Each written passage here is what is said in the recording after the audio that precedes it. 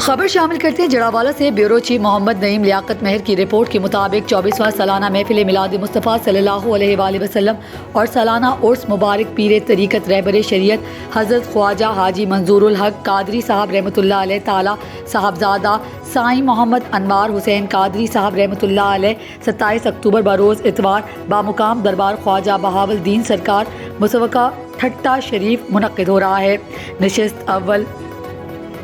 نشست اول نماز فجر کے بعد فور قرآن خوانی، نشست دوم 10 بجے چادر پوشی اور محفل درود شریف 11 بجے تک، نشست دوم 11 بجے سے لے کر نماز عصر تک محفل پاک ہوگی جس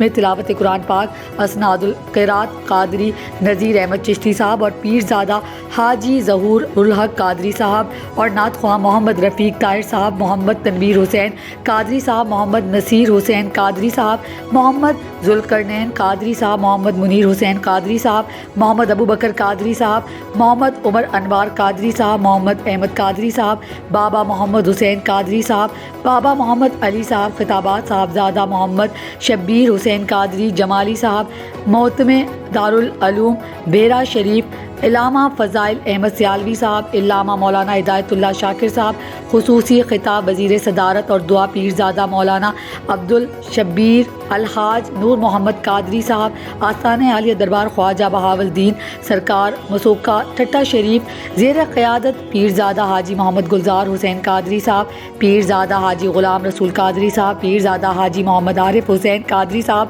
پیرزادہ محمد حبیب قادری صاحب، پیرزادہ محمد شفیق صاحب، سردار حاجی عاشق علی ڈوگر صاحب، الحاج ریاض حسین ملنگ پٹواری صاحب، محمد شہباز وابدہ، خصوصی آمد الحاج محمد عابد حسین صاحب،